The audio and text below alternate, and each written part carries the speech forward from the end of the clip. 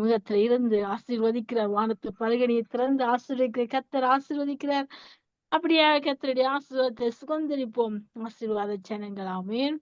அடுத்ததாக வார்த்தையின் வெளிச்சத்தோடு எங்களோடு பாஸ்டர்கள் இணைப்பில் இருக்கிறார்கள். இணைப்பிற்கும் பாஸ்டர் அழைப்புகள் கொண்டு வந்து வார்த்தையின் வெளிச்சத்தை காண்போமா? Praise the lord pastor. Praise the lord சுபாலங்கோ. பிரைஸ் தி லார்ட் நேயர்களே. Praise the lord pastor. கர்த்தராகிய இயேசு கிறிஸ்துவின் நாமத்தினாலும் சங்கம வானொலி கூடாக நித்திய வெளிச்சத்தின் நேரத்தில் வார்த்தையின் பகுதியில் இணைந்திருக்கிறீர்கள். வார்த்தையின் வெளிச்சத்தின் பகுதியில் உங்களை வாழ்த்தி வரவேற்கிறேன். எடுத்து வாருங்கள், வெளிச்சத்தை காண ஆவலாயிருக்கின்றோம் பாஸ்டர். ஆமென். எங்களுடைய தேவன் எங்களை தேற்றும் தெய்வமாக இருக்கிறார். சிறையிருப்பை மாற்றும் தெய்வமாக எங்களுடைய தெய்வம் இருக்கிறார். நாங்கள் ஒரு ஜெபத்துடன் ஆரம்பிப்போம். கிருபையும் இரக்கமும் பரிசுத்தமும் நிறைந்த எங்கள் அன்பு தகப்பனே, நீர் எங்களை தேற்றும் தெய்வமாக, தேற்றரவாளராக எங்களுக்குள்ள வாசம் செய்கிற தெய்வம் நீர் ஒருவர் தான் ராஜா. உயிருள்ள தெய்வம் நீர், உண்மையுள்ள தெய்வம், பரிசுத்தமுள்ள தெய்வம், குற்றமற்ற தெய்வம், ஒரு பாவம் கூட செய்யாத பாவிகளுக்காக நீர் உம்முடைய பாவமில்லாத இயேசு பாவமானார். சாபமில்லாத இயேசு எங்களுக்காக சாபமானார். எங்களுடைய சிறையிருப்புகளை இந்த உலகத்தின் அதிபதியாகிய அந்த அதிகார ஆவிகள், பொல்லாத ஆவிகள், வானமண்டலத்துள்ள பொல்லாத ஆவிகளின் ஆவிகளை நீர் ஆவிகளில் இருந்து எங்களுக்கு விடுதலை தருகிற தெய்வமாக இருக்கிறீர். சிறையிருப்பை மாற்றுகிற தெய்வமாக இருக்கிறீர். ஆவியானவரே, ரட்சிக்கப்படாத ஒவ்வொருவருடைய சிறையிருப்பையும் இந்த நேரத்துல மாற்றும்படியாக கர்த்தரே, ஆவியானவர் எங்குண்டோ அங்கு விடுதலை உண்டு. ஆண்டவரே, அந்த விடுதலை கொடுத்து உங்களுடைய பிள்ளையாக இழுத்துக் கொள்வீராக. என்னுடைய வாயின் வார்த்தைகளும் இருதயத்தின் தியானங்களும் பொழுதும் பிரியமாக இருக்க, என்னோடு இருந்து பெரிய காரியங்களை செய்யும்படியாக உணர்வுள்ள இருதயத்தை, கேட்கிற காதுகளை நீர் ஒருவரே மெய்யான தெய்வம் என்பதை அவர்கள் அறிந்து கொள்ள கிருபை செய்வீராக. துதிகர மகிமை ஒன்றான மெய்த்தவனாய் உமக்கே செலுத்தி ஆண்டவர் இரட்சகருமாகிய இயேசு கிறிஸ்துவின் நாமத்தில் ஒருவரையும் இருதயத்தில் இருந்து ஆசீர்வதித்து ஜெபிக்கிறேன். எங்களை எப்பொழுது நேசிக்கிற எங்கள் நல்ல பிதாவே, ஆமேன். ஏசாயா 66 அதிகாரம் 13வது வசனம் சொல்லுகிறது, ஒருவனை அவன் தாய் தேற்றுவது போல நான் உங்களை தேற்றுவேன், நீங்கள் எருசலேமிலே தேற்றப்படுவீர்கள். இப்படியான இந்த உலகத்துல ஒரு அன்பு, இந்த உலகத்துல ஒரு பெரிய அன்பு என்றால் அது தாயின் அன்பு.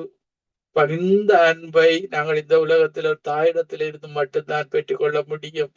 ஆனால் எங்களுடைய இயேசு பாருங்கள், எங்களை தேற்றி தாயை போல, தாய் தேற்றுவது போல நான் உங்களை தேற்றுவேன், நீங்கள் எருசலேமில பாருங்கள், அவருடைய நியூ எருசலேம் பரலோகத்தில இருந்து இறங்கி வந்து அந்த எருசலேமில நாங்கள் எங்களுடைய தேற்றுதலை, அந்த சந்தோஷத்தை நீங்கள் அனுபவித்து பார்க்க முடியும். பாருங்கள், பரிசுத்த ஆவியானவர் வரும் பொழுது அந்த சந்தோஷத்தை அனுபவிக்கிறோம். அதிலும் வாக்க மேலாக தேற்றுகிற அனுபவம் தான் அந்த நியூ எருசலேமில வாழுகிற வாழ்வு.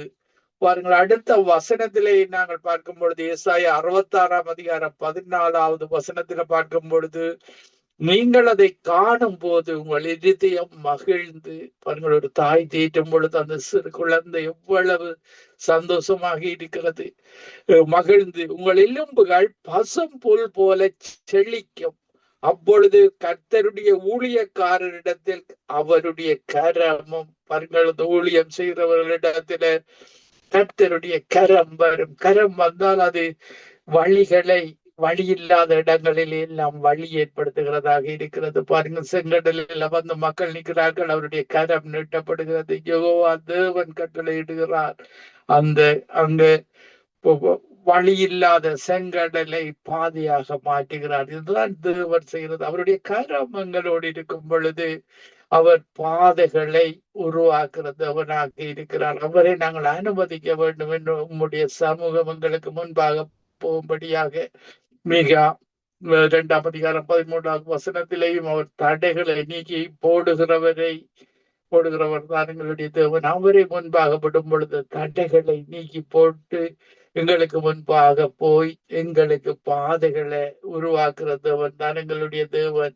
இப்படியாக ஊழியக்காரிடத்தில் அவருடைய கரம் இருக்கும். அவர்கள் இன்றைக்கு இயேசு ஏற்றுக்கொள்ளாதவர்கள், தொடர்ந்து பிசாசின் பிடியில வாழுகிறவர்கள், பாவத்தில வாழுகிறவர்கள், மனம் திரும்ப மாட்டாதவர்கள், அவர்களிடத்துல அந்த கர்த்தருடைய சினம், கோபம் வரும். அவர்கள் அதுதான் கோபாக்கினை நாளில அவர் தண்டிக்கிற தெய்வமாக இருக்கிறார். அவர் அன்புள்ளவர் தான், இரக்கமுள்ளவர் தான், பரிசுத்தமுள்ளவர் தான், பாவிகளுக்காக இறங்குகிறவர் தான். ஆனால் நீங்கள் மனம் திரும்பாத பட்சத்தில் எங்களுக்கு விக்கிரம் தான் வேண்டும், எங்களுக்கு மனித மதங்கள் தான் வேண்டும், கைகளினால் செய்யப்பட்ட தெய்வங்கள் தான் வேண்டும் என்று நீங்கள் அடம் பிடித்தீர்களாக இருந்தால், இப்படியாக அந்த தவறான மனித உபதேசங்களை நீங்கள் கேட்டு அந்த பிசாசின் பிடிகளுக்குள்ள குருட்டாட்டத்தில வாழுவீர்களாக இருந்தால் உங்களுடைய கண்கள் குருட்டு கண்களா என்று வேதாகமத்தில் சொல்லப்படுகிறது. அதையே நம்பிக்கொண்டிருப்பீர்களாக இருந்தால், இப்படியாக இறுதியம் கடினப்பட்டிருந்தால், கடினமான இறுதியமாக இருந்தால் பாருங்கள், இப்படித்தான் ஒரு நாள் அவர் கோபாக்கினை நாளை சினம் உங்கள் மீது அந்த ஒன்றான மெய்த்தேவனுக்கு, அந்த உயிருள்ள தேவனுக்கு ஒரு நாள் சினம் வரும். அந்த சினத்தில நீங்க சினம் வந்து விட்டால் நீங்கள் மன்னிப்பை அந்த நாளில பெற்றுக்கொள்ள முடியாது. இப்பொழுதே ரட்சணிய நாள், அவர் வருகைக்கு முன்பாக இப்பொழுதே நீங்கள் மனம் திரும்பி விட வேண்டும். யாராக இருந்தாலும் அவர் ஏற்றுக்கொள்வார். நீங்கள் இந்த மதத்திலே இந்த இனத்திலே இருந்தாலும், இயேசுவே என்னை மன்னியும், உம்முடைய இரத்தத்தினால என்னுடைய பாவங்களை கழுவி விடும். இயேசுடைய இரத்தம் இன்றைக்கு உயிருள்ள இரத்தமாக இருக்கிறது. பாருங்கள், காயின் ஆபேலை கொல்லும் பொழுது ஆபேலின் ரத்தம் தேவனை நோக்கி கூப்பிடுகிறது. தேவன் அந்த ரத்தத்துல உயிர் இருக்கிறது. உயிருள்ள ஆபேலின் ரத்தம் தேவனிடத்துல கூப்பிடுகிறது. தேவன் பதில் கொடுக்கிறார். பாருங்கள், அவர் வந்து காயினிடத்துல கேட்கிறார். இப்படியாக அந்த அந்த இரத்தத்துல உயிர் இருக்கிறது. ஆனால் அந்த இரத்தம் மடித்து போகிற இரத்தமாக இருக்கிறது. ஆனால் இயேசு கிறிஸ்து சிந்திய இரத்தம், அது ஒரு விலையேறப்பெற்ற இரத்தம், அது பரிசுத்த இரத்தம். வேதாகமத்தில் சொல்லப்படுகிறது, அவருடைய சரீரம் அழிவை காண்பதில்லை, சரீரம் மாம்சம் அழிவை காண்பதில்லை, அவருடைய இரத்தமும் அழிவை காண்பதில்லை. அவருடைய இரத்தம் இன்றைக்கும் உயிருள்ள இரத்தமாக, அவருடைய கல்லறை திறந்து வைக்கப்பட்ட கல்லறையாக இருக்கிறது. அவர் மட்டும்தான் இந்த உலகத்தில அவர் நிஜமாக இந்த உலகத்துல வாழ்ந்து காட்டினவர். பாருங்கள், 0-33 வருடங்கள் சரித்திரத்தை 2 பிரித்தவர். சைவராம் ஆண்டில இருந்து 33 ஆண்டுகள் வாழ்ந்து 70ஆம் கிறிஸ்து பிறந்து 70 ஆண்டுகளில இந்த கிறிஸ்தவ இந்த புத்தகங்கள் எல்லாம் எழுதப்பட்டது. மத்தேயு, மாற்கு, லூக்கா, யோவான். அவர்கள் இப்படியாக கிறிஸ்துவனுடைய சுவிசேஷம் அன்றிலிருந்து அறிவிக்கப்பட்டு கொண்டு வருகிறது. உயிருள்ளவர், சரித்திரபூர்வமாகவும் அவர் உண்மையுள்ளவர். இன்றைக்கு நாங்கள் திகதிகளை எழுதும் பொழுதும் கிறிஸ்துவுக்கு பின் 2025ஆம் ஆண்டில நாங்கள் இன்றைக்கு வாழ்ந்து கொண்டிருக்கிறோம். பாருங்கள், நாங்கள் வியாழக்கிழமை கனடா 24ஆம் தேதி ஜூலை மாசம் கிறிஸ்துவுக்கு பின்னாக நாங்கள் இன்றைக்கு கனடாவில இருந்து 9 மணி அளவில் இருந்து நாங்கள் நிகழ்ச்சியை அவரால் தேற்றப்படுகிறோம். அவருடைய மனித சிறையிருப்பில இருந்து நாங்கள் விடுதலையை பெற்றுக் கொடுக்கிறோம். இப்படியான தேவன் தான் எங்களுடைய தேவன், உண்மை உள்ள தேவன், உயிருள்ள தேவன், சரித்திரத்தை 2ஆக பிரித்த தேவன், பாவம் இல்லாதவர், நன்மை செய்கிறவராக சுற்றி திரிந்தவர். இந்த உலகத்தில நீங்கள் மதங்களை எல்லாம் ஆராய்ந்து பார்த்தீர்களாக இருந்தால், மதத்தில இருந்தவர்கள் எல்லாம் இறந்து விட்டார்கள். புத்தர் இறந்து விட்டார், காந்தி இறந்து விட்டார். இப்படியாக எந்தெந்த மகான்களாக இருந்தாலும் எவ்வாறு உயிர்த்தளவில்லை, முகமது இறந்து விட்டார். யாருமே இன்றைக்கு உயிரோடு இல்லை. அவருடைய இரத்தங்கள், சரீரங்கள் எல்லாம் கல்லறையில புதைக்கப்பட்டு மண்ணோடு மண்ணாக போய்விட்டு இன்றைக்கு பல பல தவறான மதங்களை பிரசங்கித்தவர்கள் இன்றைக்கு நரகத்துல வேதனைப்பட்டு கொண்டிருக்கிறார். நான் பாவம் செய்து விட்டேன் என்று நீங்கள் யூடியூப்ல போய் முகமட்டின் ஹெல் என்று அடிச்சிருக்கிறார். அவர் அழுது அழுது நான் இயேசுக்கு விரோதமாக பாவம் செய்து விட்டேன் என்று அவர் மன்னிப்பு கேட்டுக்கொண்டிருக்கிறார். பாருங்கள், மரித்த பின்பு மன்னிப்பே கிடைக்காது. அவருடைய வாழ்க்கையை, இயேசுடைய வாழ்க்கையை நாங்கள் ஒப்பிட்டு பார்க்கும் பொழுது அவர் ஒரு வாரியராக, போராளியாக இருந்தவர் தான் முகமட். பாருங்கள், இயேசு ஒரு அன்பை பிரசங்கித்தவர். கொலை செய்யாதிருப்பாயாக என்ற கட்டளையை கொடுத்து எங்களை வழி நடத்துகிறவர் தான் அவருடைய கற்பனையாக இருக்கிறது. அப்படி வாழ்ந்து காட்டினார். தன்னுயிரை கொடுத்து எங்களுடைய மண்ணுயிரை காப்பாற்றினார். பாருங்கள், முகமது 10 வருடங்களுக்கு மேலாக ஒரு போராளியாக இருந்த மனித உயிர்களை குடித்து திருமணம் முடித்து அப்படியாக அவருடைய வாழ்வில பலவிதமான பாவ சாபங்கள் இருந்ததை நாங்கள் பார்க்கக்கூடியதாக இருக்கிறது. அவர் இன்றைக்கு நீங்கள் யூடியூப்ல அடித்தீர்களாக இருந்தால் அவர் அள்ளுவதை நீங்கள் பார்க்கக்கூடியதாக இருக்கு. இப்படித்தான் தேவனுக்கு பிரியமில்லாத ராக் அண்ட் ரோல் இப்படியான பல மனிதர்கள் கூட இப்படியாக நரகத்திலிருந்து வேதனைப்படுகிறார்கள். தேவன் சில பாஸ்டர்ஸுக்கு அந்த தரிசனத்தை கொடுத்து அதை யூடியூப்ல அவர்கள் அப்லோட் பண்ணி இருக்கிறார்கள். பாருங்கள், அவர்களுடைய இப்படியாக இயேசு தான் அந்த ஒன்றான மெய்த்தேவனையும் அவர் அனுப்பினவராகிய இயேசு கிறிஸ்து அறிந்து கொள்வதுதான் எங்களுக்கு நித்திய வாழ்வை தருகிறதாக இருக்கிறது. பாருங்கள், இப்படியாக நாங்கள் சங்கீதம் 23ஆம் அதிகாரம் 3வது வசனம் சொல்லுகிறது, அவரின் ஆத்துமாவை தேற்றி தம்முடைய நாமத்தின் நிமித்தம் என்னை நீதியின் பாதையில் நடத்துகிறார். அந்த ஆத்மா தேற்றப்பட வேண்டும். பாருங்கள், ஆத்மாவில தான் துக்கம் வரும், சந்தோஷம் வரும். உங்களுடைய ஆத்மா தேவனுடைய வார்த்தையினால தேற்றப்படும் பொழுது உங்கள் துக்கம் சந்தோஷமாக மாறும் என்று வார்த்தை சொல்லுகிறது. அந்த வார்த்தையை நீங்கள் விசுவாசிக்கும் பொழுது உங்களுடைய துக்கத்தை சந்தோஷமாக மாற்றுகிறார். உங்களுக்கு கவலைகள் வரும் பொழுது, கண்ணீர் வரும் பொழுது, துக்கம் வரும் பொழுது அந்த துக்கத்தில மூழ்கி விடக்கூடாது.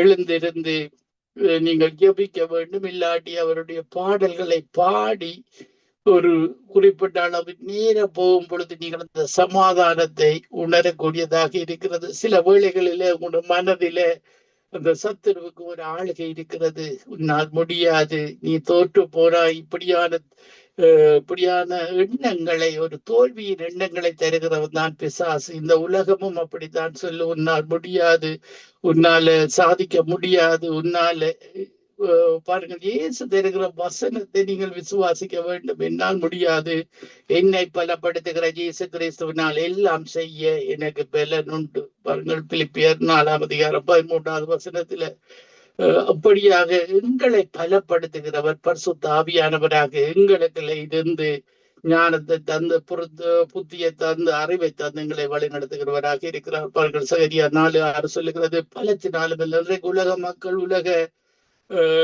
உலகம் இப்படித்தான் பார்க்கிறது, பலத்தை பார்க்கிறது. தங்களுடைய கோஸ் பவரை, எவ்வளவு கோஸ் பவர் உள்ள கார் வைத்திருக்கிறார்கள், எவ்வளவு கோஸ் பவர் உள்ள ஒரு இன்ஜினை நாங்கள் வைத்திருக்கிறோம், ராக்கெட்டை, கோஸ் பவர் உள்ள ராக்கெட்டை வைத்திருக்கிறோம் தான் பார்க்கிறார்கள். ஆனால் தேவனுடைய வழியில இந்த பலத்தினாலும் அல்ல, பராக்கிரமத்தினால, தேவனுடைய ஆவியினால, அவருடைய கரத்தினால எல்லாமாகும், சொல்லாகும், கட்டளையிட நீக்கும். பாருங்கள், அன்றைக்கு பார்வோனிடத்தில் இருந்தது அந்த இராணுவ சந்திரங்களை பாருங்கள், அத்தனையையும் கடலில மூழ்கடித்தவர் தான் எங்களுடைய தேவன். பலத்தை நம்ப கூடாது, பராக்கிரமத்தை நம்ப கூடாது. பாருங்க, சூரியனை நமஸ்காரம் செய்கிறவனாக பார்வோன்றுதான் நாங்கள் ஆராதிக்கிற தேவன். சூரியனை படைத்த தேவன். இன்றைக்கு பல மதங்கள் சந்திரனை கும்பிடுகின்றன. நாங்கள் சந்திரனை படைத்த தேவனை தான் நாங்கள், அவர் தான் உண்மையான தெய்வம். நீங்கள் நன்கு ஆராய்ச்சி பார்த்தீர்களாக இருந்தால் இந்த கைகளினால செய்யப்பட்ட சித்திர வெளியான ஒரு பிராணிகளை நீங்கள் கும்பிடக்கூடாது. அவற்றை உயிருள்ளவர்களாக உருவாக்குறது தான் எங்களுடைய தேவன். பாம்பை கும்பிடக்கூடாது. பாம்பை சிருஷ்டித்த தேவன் தான் எங்களுடைய தேவன். யாருக்கு பயப்பட வேண்டும்? மனிதர்கள் பாம்புக்கு தான் பயப்படுகிறார்கள். தேவன் சொல்லுகிறார், வேதாகமத்தில் சொல்லப்படுகிறது, அவர் எங்களுடைய ஒன்றான மெய்த்தேவன். பாருங்கள், நரகத்தில் எங்களுடைய ஆவியும் ஆத்மாவும் ஒன்று பரலோகத்துக்கு போகும், இல்லாட்டி நரகத்துக்கு போகும். பாருங்கள், இயேசு கிறிஸ்துவை ரட்சகராக ஏற்றுக்கொள்ளுகிறவர்களுடைய ஆவியும் ஆத்துமாவும் பரலோகத்துக்கு போகிறது. அது வாழுகிறது, உயிர்த்து நித்திய ஜீவனை பெற்று. இன்றைக்கு அபிஷேகம் பெற்ற எங்களுடைய ஜீவன் கிறிஸ்துவுக்குள்ளாக தேவனுக்குள்ள மறைந்திருக்கிறது. பாருங்கள், எங்களுடைய ஜீவன் அபிஷேகத்தை பெற்ற ஒவ்வொரு கிறிஸ்தவர்களும் நாங்கள் இன்றைக்கு எங்களுடைய ஜீவனை இயேசு கிறிஸ்துவுக்குள்ள தேவனுக்குள் மறைந்து வைத்திருக்கிறார். பாருங்கள், தேவன் எங்களை பார்க்கும் பொழுது இயேசு கிறிஸ்துவ கூடாக எங்களை பார்க்கிறார். எங்களில் இருக்கிற அத்தனை பாவங்களும் அவருடைய இயேசு கிறிஸ்து ரத்தத்தினால் கழுவப்பட்டு தேவன் ஆவியாயிருக்கிற தேவன் எங்களை பார்க்கும் பொழுது எங்களை நீதிமானாக பார்க்கிறார். எங்களை நேரடியாக அவர் பார்ப்பாராக இருந்தால் நாங்கள் குற்றவாளிகள், பாவிகள், எங்களுக்கு விமோசனமே கிடைக்காது. அதற்காக தான் மனு குலத்தை மீட்பதற்காக இயேசு வந்து பிதா பார்க்கும் பொழுது இயேசு கிறிஸ்துடைய பிடிக்கப்பட்ட சரீரத்துக்கூடாக எங்களை பார்க்கிறார், எங்களை நீதிமானாக பார்க்கிறார். அவருடைய இரத்தத்தினால கழுவப்பட்ட நீதிமானாக எங்களை பார்த்து எங்களுடைய ஆத்மாவை தேற்றி ஆவியும் ஆத்மாவும் பரலோகத்துக்கு போகிறது. பாருங்கள், அவர் தான் பெரியவர் என்பதை நீங்கள் அறிந்து கொள்ள வேண்டும். பாருங்கள், ஆவியையும் ஆத்மாவை நீங்கள் பாவம் செய்தீர்களாக இருந்தால் உங்களுடைய ஆத்மாவும் சரீரமும் அழிகிறதாக இருக்கிறது. ஆத்மாவும் சரீரமும் நரகத்துக்கு போகிறது. அது நரகத்தில் அழிக்க வல்லவர் எங்களுடைய தேவன் தான் நரகத்தில் அழிப்பார். நீங்கள் மனம் திரும்பாத பட்சத்துல அவருக்கு தான் பயப்பட வேண்டும். சரீரத்தை கொல்லுகிறவர்களுக்கு நீங்கள் பயப்பட வேண்டாம். பாருங்கள், இன்றைக்கு சில தீவிரவாதிகள் கிறிஸ்தவர்களை கொல்லுகிறார்கள், ஆனால் அவர்களுக்கு பயப்பட வேண்டாம் என்றுதான் தேவன் எங்களுக்கு கற்றுத்தருகிறார். அவர்களுடைய ஆத்துமாவை தேவனுடைய பலிபீடத்துல போய் சேருகிறது. அந்த பலிபீடத்துல எங்களுடைய தேவன் நீதி உள்ள நியாயாதிபதியாக இருக்கிறார். இயேசுவுக்காக மரித்த ஒவ்வொரு ஆத்துமாவும் தேவனிடத்துல கேட்கிறது, எப்பொழுது நீ இப்படியான காரியங்களுக்கு நீதி செய்வீர் என்று கேட்கிறார். அப்ப தேவன் அதற்கு நீதி செய்கிற ஒரு நாள் இருக்கிறது. அந்த நாளுக்குள்ள இந்த கொலை செய்தவர்கள் மன்னிப்பை இயேசுவிடத்துல மன்னிப்பை பெறாத பட்சத்துல அவர்களுக்கு கோபாக்கினை நாளாக ஒரு தண்டிக்கிற நாளாக நரகத்தில் அவருடைய ஆத்மாவின் சரீரத்தையும் அழிக்கிற நாளாக அந்த நாள் இருக்கும். அந்த நாள் வரைக்கும் நீங்கள் பொறுக்க முடியாது. இப்பொழுது மன்னிப்பை பெற்றுக் கொண்டால் பாருங்கள், சிவப்பு இரத்தமாக பாவம் செய்திருந்தாலும் இயேசு மன்னிக்கிறவராக இருக்கிறார். நீங்கள் யாராவது ரத்தம் சிந்தி இருந்தால் யாருடைய அவரிடத்துல மன்னிப்பு கேட்கும் பொழுது பாருங்கள், அந்த இரத்தமான பாவத்தை கூடியவர் மன்னித்து உங்களை பரலோகத்துல சேர்க்கிற தெய்வமாக இருக்கிறார். அறியாமையுள்ள காலங்களை நீங்கள் சில வேளைகளில் அறியாமல் உங்களுடைய பாவ வாழ்வில செய்த காலங்களை அவர் காணாவதல் போட்டிருப்பார். அவர்களிடத்துல அவரை அவருடைய ஒன்றான மெய்த்தவனை அப்பாவாக நீங்க ஏற்றுக்கொள்ளும் பொழுது அவருடைய அபிஷேகத்தை அவரிடத்துல பெற்றுக் கொள்ளும் பொழுது உங்களுக்கு அதன் பின்பு அந்த பாவ சிந்தனைகளை அவர் எடுத்து போடுகிறவராக இருக்கிறார். இப்படியான தேவன் தான் எங்களுடைய தேவன். பாருங்கள், நாங்கள் எரேமியா 31:12 அவர்கள் வந்து சீயோனின் உச்சியில் கம்பீரித்து கர்த்தர் அருளும் கோதுமை, திராட்சரசம், எண்ணெய், ஆட்டுக்குட்டிகள், கன்றுக்குட்டிகள் என்பவர்களாகி இந்த நன்மைகளுக்காக ஓடி வருவார்கள். அவர்களுடைய ஆத்துமா நீர்ப்பாய்ச்சலான தோட்டத்தை போலவும் அவர்கள் இனி தொய்ந்து போவதில்லை. அடுத்த வசனத்திலேயும் பார்க்கும் பொழுது எரேமியா 31:13 அப்பொழுது கன்னிகைகளும் வாலிபரும் முதியோரும் கூட ஆனந்த களிப்பாய் மகிழுவார்கள். நான் அவர்கள் துக்கத்தை சந்தோஷமாக மாற்றி அவர்களை தேற்றி அவர்கள் சஞ்சலம் நீங்க அவர்களை சந்தோஷப்படுத்துவேன். இந்த உலகத்துல நீங்க துன்பத்துல வாழலாம், கவலையில வாழலாம், பலர் உங்களுக்கு அநீதி செய்திருக்கலாம். இயேசுவிடத்துல சொல்லி அவர்களை மன்னித்து விடுங்கள், மறந்து விடும் பொழுது அவர் அந்த துக்கங்கள் நீங்கள் இந்த உலகத்துல பட்ட அத்தனை துக்கங்களையும் பரலோகத்துல தீட்டி உங்களுக்கு அங்க மகிழ்ச்சியை தருகிற தெய்வமாக இருக்கிறார். எரேமியா 31:14 ஆசாரியரின் ஆத்துமாவை கொழுமையானவைகளினால் பூரிப்பாக்குவேன். அவர்கள் தேவனுக்கு ஊழியம் செய்கிறவர்கள் விசேடமாக சுகத்தை நீங்கள் ஊழியம் செய்யும் பொழுது ஊழியக்காரரின் சுகத்தை விரும்புகிற தேவன் இன்றைக்கு இந்த நித்திய வைத்தியன் சங்கம் என்று ரேடியோவில் நீங்கள் ஊழியம் செய்கிற ஒவ்வொருவரும் இதை நடத்துகிற லெஸ்லி ரீட்டா குடும்பத்தின் இப்படியாக ஒவ்வொருவரையும் ஊழியம் செய்கிறவர்களுடைய ஆத்துமாவை அவர் குணமாக்குற தேவனாக இருக்கிறார். பாருங்கள், அவர் எங்களை கைவிடுகிற தேவன் அல்ல. ஆசாரியரின் ஆத்துமாவை கொழுமையானவைகளினால் பூரிப்பாக்குவேன். என் ஜனங்கள் நான் அளிக்கும் நன்மையினால் திருப்தியாவார்கள் என்று கர்த்தர் சொல்லுகிறார். நன்மை செய்கிற தேவன் தான் நாங்கள் ஆராதிக்கிற உண்மையுள்ள தேவன். பாருங்கள், சகரியா 10ஆம் அதிகாரம் 1வது வசனத்திலேயும் பின்மாறி காலத்து மழையை கர்த்தரிடத்தில் வேண்டிக் கொள்ளுங்கள். பாருங்கள், இன்றைக்கு உலக பிரகாரமான மழையையும் அவர் தருவார், ஆசீர்வாதத்தையும் தருவார். பாருங்கள், அன்றைக்கு இஸ்ரவேல் ஜனங்கள் அடிமைப்பட்ட சினங்கள் பொன்னோடும் பொருளோடும் அந்த முன்மாறி அப்படியாக கானான் தேசத்துக்கு நடந்து சென்றதை நாங்கள் பார்க்கக்கூடியதாக இருக்கிறது. பின்மாறி காலத்து மழையை பாருங்கள், அவர் அபிஷேகமாகவும் பின்மாறி அபிஷேகத்தை ஊற்றுகிற தெய்வமாக இருக்கிறார். பொன்னோடும் பொருளோடும் அந்த பரம கானான் தேசத்துக்கு அவர் ஊழியம் செய்வதற்கு எங்களுக்கு ஆசீர்வாதத்தையும் இந்த பின்மாறி காலத்துல தருகிற தேவனாக இருக்கிறார். அப்பொழுது கர்த்தர் மின்னல்களை உண்டாக்கி வயல்வெளிகளில் அவரவருக்கு பயிர் உண்டாக அவர்களுக்கு மழையை கட்டளையிடுவார். இப்படியாக நாங்கள் எங்களோடு இருக்கிற தேவன் உயிருள்ள தேவன் என்று நீங்கள் விசுவாசிக்க வேண்டும்.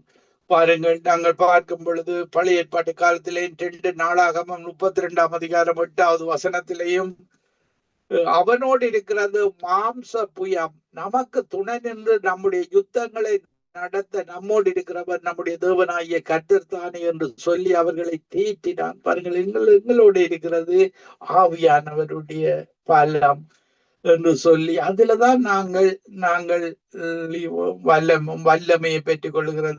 பாருங்கள், ஆவியானவர் எங்களுக்கு முன்பாக போய் காரியங்களை செய்கிறதவனாக இருக்கிறார். பாருங்கள், மற்ற அவர்களை எதிர்த்து வந்த மக்கள் பாருங்கள், இந்த கை வேலைகளினான தேவர்களை வணங்குகிறவர்களாக இருக்கிறார்கள், விக்கிர ஆராதனை செய்கிறவர்களாக இருக்கிறார்கள். 2 நாளாகமம் 32ஆம் அதிகாரம் 19வது வசனத்திலேயும் மனுஷர் கை வேலையினால் செய்யப்பட்டதும் பூச்சக்கரத்தை ஜனங்களால் தொழுது கொள்ளப்பட்டதுமாயிருக்கிற தேவர்களை குறித்து பேசுகிற பிரகாரமாக எருசலேமின் தேவனை குறித்து பேசினார்கள். பாருங்கள், இன்றைக்கு இந்த காலங்களிலே இலங்கை, இந்தியா இப்படியான வறுமையான தேசங்கள் எல்லாம் இப்படியான கைகளினால் உருவாக்கப்பட்ட பூச்சக்கரத்தை ஜனங்களால் தொழுது கொள்ளப்பட்டதுமாயிருக்கிற தேவர்களை குறித்து பேசுகிற பிரகாரமாக எருசலேமின் தேவன் எங்களுடைய ஒன்றான மெய்த்தேவனையும் பற்றி பேசுகிறார்கள். பாருங்கள், இப்படியாக அந்த 2 நாளாகமம் 32ஆம் அதிகாரம் 20வது வசனத்தில் இதன் நிமித்தம் ராஜாவாகிய எசேக்கியாவும் ஆமோத்சின் குமாரனாகிய ஏசாயா தீர்க்கதரிசியை பிரார்த்தித்து வானத்தை நோக்கி அபயமிட்டார்கள். அப்பொழுது கர்த்தர் ஒரு தூதனை அனுப்பினார். அவர் அசீரியனுடைய ராஜாவின் பாளையத்தில் உள்ள சகல பராக்கிரமசாலிகளையும் தலைவரையும் சேனாதிபதிகளையும் அத்தம் பண்ணினார். பாருங்கள், தேவன் நீங்களும் ஒரு குறிப்பிட்ட ஒரு 2 வருடங்களுக்கு முன்பாக இந்த பிரேசில் சில நாடுகளிலே கிறிஸ்தவர்களுக்கு எதிராக பாருங்கள், அவர்கள் அந்த சைக்கிள்கள்ல வந்து அவர்களை கொல்லுவார்கள். அப்பொழுது ஒரு அக்கினி இறங்கி அந்த அவ்வளவு பேரையும் பட்சித்து போட்டதை நாங்கள் பார்க்கக்கூடியதாக இருந்தது. கடைசி காலத்தில் அவர் இப்படியாக தீமையை செய்கிறவர்கள், கிறிஸ்தவர்களை கொல்லு செய்கிறவர்களை அவருடைய அந்த அக்கினி அவருடைய தூதர் மூலமாக பட்சித்து மரித்து போவதை, இடித்து அழிந்து போவதை நாங்கள் இன்றைக்கு எங்களுடைய காலத்திலேயும் கூட நாங்கள் காணக்கூடியதாக இருந்தது. இன்றைக்கு எங்களுக்கு தேவன் பரிசுத்த ஆவியானவரை தந்திருக்கிறார்.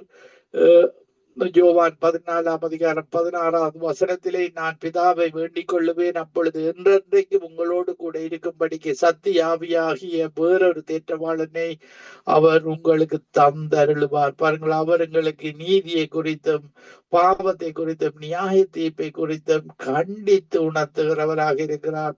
பாவம் பொல்லாதது, இந்த நோய்களிலும் பார்க்க மோசமானது பாவம். இந்த பாவம் நரகத்துக்கு இழுத்து செல்கிறதாக இருக்கிறது. பாருங்கள், இந்த நீதி, தேவன் தான் நீதியானவராக இருக்கிறார். அவருடைய நீதியை பற்றி கொள்ள வேண்டும். இப்படியாக நீங்கள் அவரை ஏற்றுக்கொள்ளாவிட்டால் பாருங்கள், நரகம்தான் முடிவாக இருக்கிறது.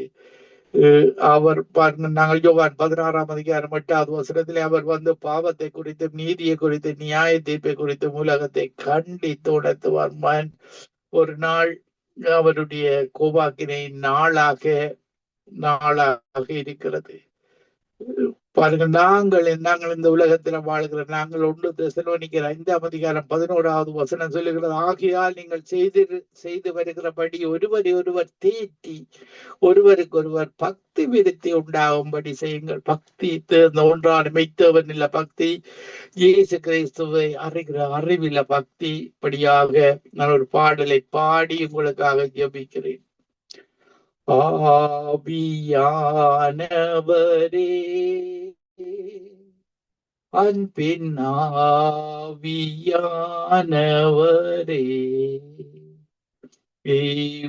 இப்போவாரும் இறங்கி வாரும் எங்கள் மத்தியிலே. ஆவியானவரே, அன்பின் ஆவியானவரே,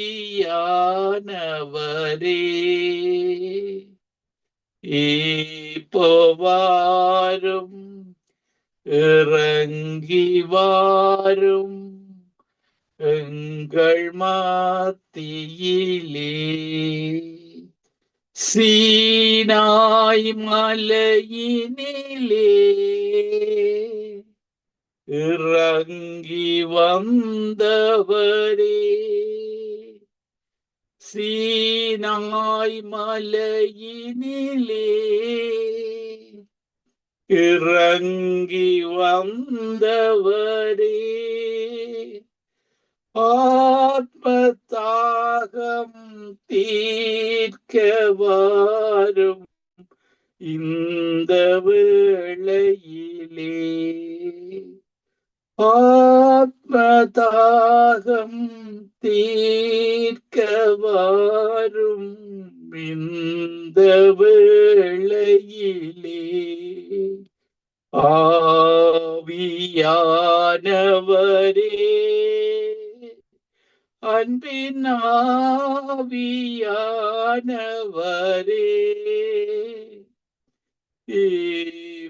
இப்போவாரும் இறங்கி வாரும் எங்கள் மத்தியிலே. பத்மோ தீவினிலே பக்தனை தேற்றி நீரே. ஆண்டவரே, அந்த பக்தோ தீவினில யோவானை தேற்றி நீரே. அந்த ஜெயிலிலே இருந்து உம்மால எல்லாம் முடியும். பத்மோ தீவினிலே பக்தனை தேற்றி நீரே, எங்களையும் தேற்றியாற்ற வாரும் இந்த வேளையிலே. ஆண்டவரே, இந்த நிகழ்ச்சியில இணைந்திருக்கிற ஒவ்வொருவரை இவங்களை ஆற்றி தேற்றும்படியாக பரிசுத்த ஆவியானவரே இந்த நேரத்தில் ஒவ்வொருவரையும் தொடும்படியாக உம்முடைய சந்தோஷத்தை பெற்றுக்கொள்ள joy of the Lord, அதுதான் அந்த பரலோக சந்தோஷம். பரலோகத்திலிருந்து அனுப்பப்பட்ட பரிசுத்த ஆவியானவரே, இது எங்களுக்கு வாசம் செய்கிற தேவனாக இருக்கிறீர். எங்களுடைய ஒவ்வொரு இந்த இணையத்தில் இணைந்து கொண்டிருக்கிற ஒவ்வொரு ஊழியக்காரரும் விசுவாசிகளுக்குள்ளே இருந்து அந்த ஜீவ தண்ணீர் நீரிட்டு இந்த நேரத்துல பாய்வதாக, ஒவ்வொருவர் மேலும் ஒவ்வொருவரை நிரப்புவீராக. ஜீவ தண்ணீர் நீரூற்றாக இந்த அவர்களை தேற்றும் ஆற்றும், ஒவ்வொருவரோடும் இடைப்படும். பரிசுத்த ஆவியானவர் எங்களோடு இருந்து பாவம் பொல்லாதது, இயேசுடைய நீதிதான் எங்களுடைய நீதியாக வாழ கிருபை செய்வீராக. ஆண்டவரே, நியாய தீர்ப்பில உமக்கு பிரியமாக வாழ்ந்து ஆவியானவரின் உதவியோடு வேதாகமத்தின்படி வாழ்ந்து எங்களுடைய ஆத்துமாவை தேவனிடத்துல இயேசு எப்படி ஒப்பு கொடுத்தாரோ நாங்களும் ஒப்பு கொடுத்து வாழ ஒவ்வொருவருக்கும் கிருபை செய்வீராக. ஒவ்வொருவரையும் தேற்றுவீராக, ஆற்றுவீராக. நீர் உண்மையுள்ள தேவன், நீர் உயிருள்ள தேவன், நீர் பரிசுத்தமுள்ள தேவன், குற்றமற்ற தேவன். ஒவ்வொருவரையும் உம்முடைய ராஜ்யத்துல இழுத்து கொள்ளும். இயேசு கிறிஸ்துவின் நாமத்தில் ஒருவரை என்னுடைய இதயத்தின் ஆழத்திலிருந்து ஆசீர்வதித்து ஜெபிக்கிறேன். பிதாவாகிய தேவனுடைய அன்பும் ஆண்டவராகிய இயேசு கிறிஸ்துடைய கிருபையும் பரிசுத்த ஆவியானவருடைய ஐக்கியம் ஒவ்வொருவர் மேலும் இயேசுவின் நாமத்தில தங்குவதாக. ஒருவரை மீண்டுமாக ஆசீர்வதித்து ஜெபிக்கிறேன் நல்ல பிதாவே. ஆமேன், ஆமேன், ஆமேன்.